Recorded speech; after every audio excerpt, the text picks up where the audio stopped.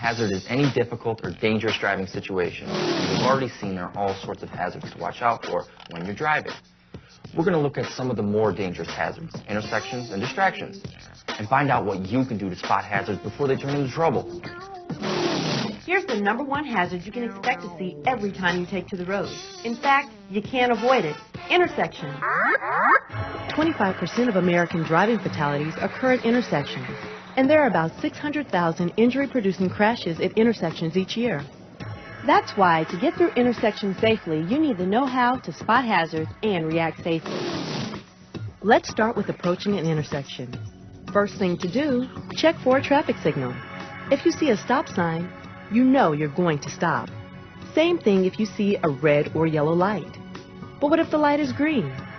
You know it could turn yellow at any second, and you don't want to risk getting caught in an intersection. So what are you supposed to do? It's a tricky problem. So when you're approaching a green light, get into the habit of asking yourself, if it changes now, will I stop or go? The answer depends partly on the traffic behind you. So keep checking to be sure you can stop without getting rear-ended. As you get closer to the green light, you'll eventually come to a point where you've gone too far to stop safely. That's called the point of no return. We passed the point of no return for this intersection, so we cruise on through. With practice, you'll be able to find the point of no return in any intersection, and you'll learn how it can change depending on traffic and driving conditions. Okay, we talked about approaching intersections. Now let's look at the intersection itself. When you're in an intersection, you should always scan for trouble. It's just like looking both ways before you cross the street. Scan left, center, right, before you enter the danger zone. Scan left because the driver coming from that direction would hit you first. Scan the center for a vehicle stopped ahead of you or turning left toward you. Scan right for a driver turning right on red. Remember, left, center, right. Whether you're alone at the intersection or in a line of traffic, don't count on the other guy to watch out for you.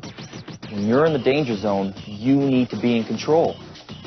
And here's a tip for handling one of the biggest hazards at intersections, left turns. Watch. Turning left at an intersection takes planning, positioning, and patience. It's a high-risk maneuver that's involved in more than 60% of intersection crash injuries, so you want to get it right. First, planning. As you approach the intersection, check for lane and traffic control signs. Then turn on your left turn signal and steer into the turning lane. Now get in position for a safe left turn. When you move into the intersection, wait just past the crosswalk, like this, and keep your wheels straight. That way you won't be pushed into the oncoming traffic if someone rear-ends you. Last, be patient. Don't try to dash through a gap in the traffic. Remember, you can always wait until the light turns yellow and make your turn once the oncoming traffic is stopped.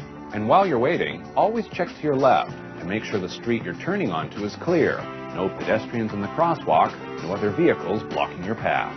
Planning, positioning, and patience. That's the way to make a safe left turn. Okay, we've seen how intersections are full of hazards. Now, let's look at a type of hazard that hits closer to home. Distractions. Here's an example.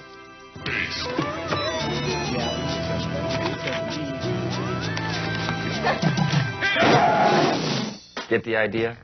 Anything that can cause you to take your eyes off the road is a potential hazard. And the risk is even greater if you're a beginning driver. That's what the experts learned at Ford Vertex Lab, where they use an advanced driving simulator to study distractions. Many people have thought that because teenagers just grow up with cell phones, that they're so used to it and they're so good at it, that it isn't really as much of a problem for them as it is for adults when they drive.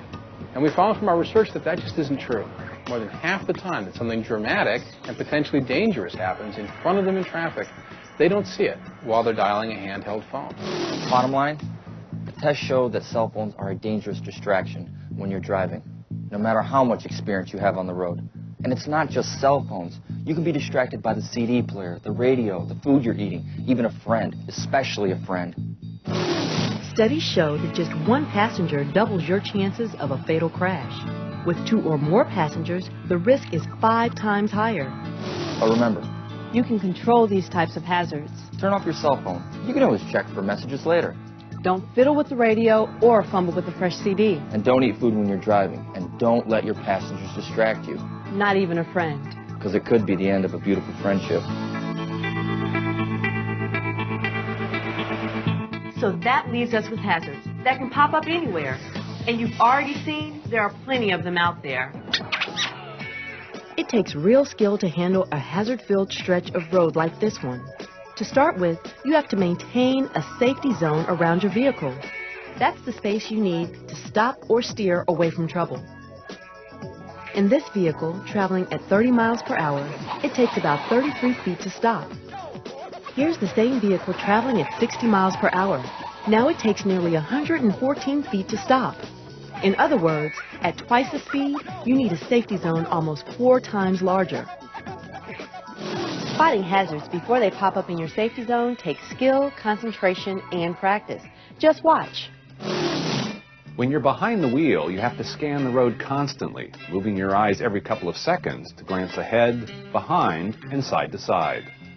Eye movement is important because you can't really recognize a hazard until you glance directly at it. And you can't afford to take your eyes off the safety zone in front of you for more than a second. With practice, you'll learn to focus your glance on trouble spots that could suddenly turn into hazards.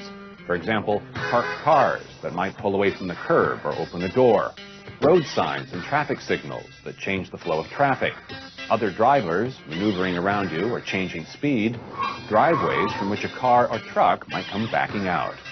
But remember, you have to spot hazards before they pop up in your safety zone. That means using what's called minimum eye lead time to open up your scanning range.